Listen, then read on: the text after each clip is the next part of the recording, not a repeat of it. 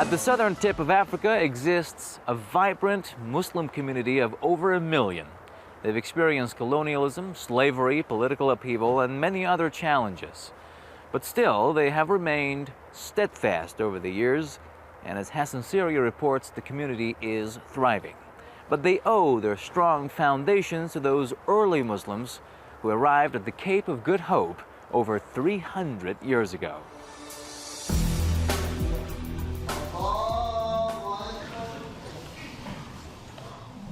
The Muslim community of South Africa is diverse with different backgrounds. The earliest recorded establishment of the Islamic faith here dates back to around 1650.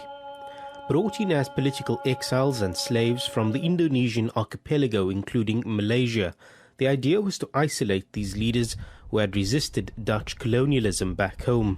The greatest mistake that the Dutch made is when they decided to post off those people whom we call the Orang Kayan, people of political and economic influence like Sheikh Yusuf, Tuan Guru, and some of the other great people who are buried there on Robben Island and some at Constantia.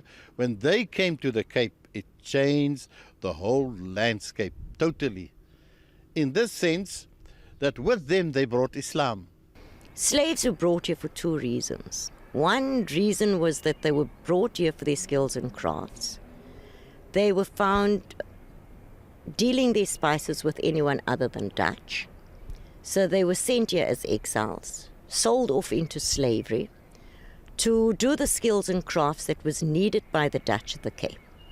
The other form of people that were brought here was brought here as religious exiles. If they found you preaching and propagating the religion in any other colony, they would exile you to the Cape and imprison you on Robben Island. One such individual was Tuan Guru. He lays buried on the slopes above the Cape Town city centre.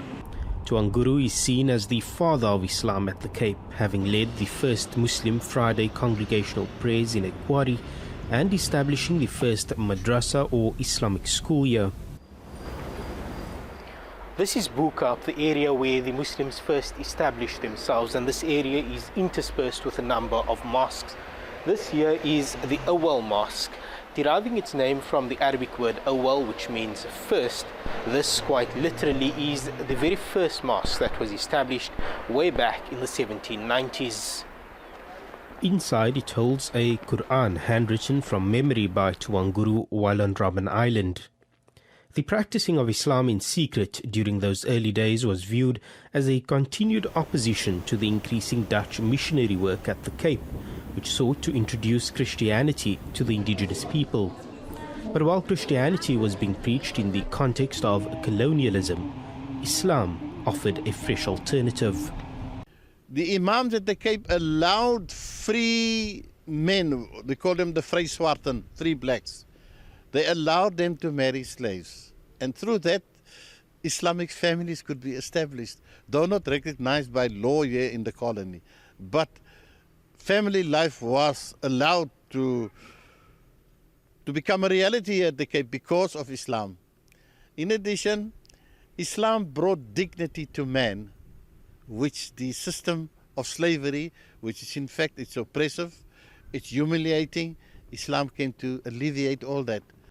By adhering to its core values, Islam thrived, and in less than 100 years, 1/3 of the population at the Cape was Muslim.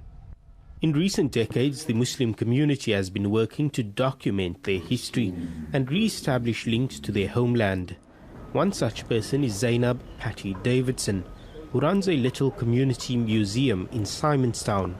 She says most of the information and props were brought in by families whose heritage date back centuries. I find great satisfaction in when people come here, and like this young man that was here a few minutes ago, he brought his cousin to come and see where he comes from, his roots.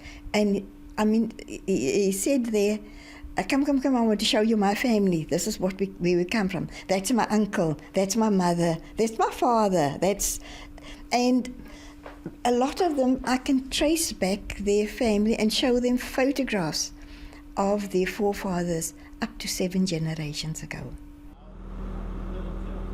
An enduring legacy of those early Muslims is the traditions which still exist here, such as the Thursday night devotional prayers, the celebration of the Prophet Muhammad's birthday, the wedding ceremonies and the cuisine.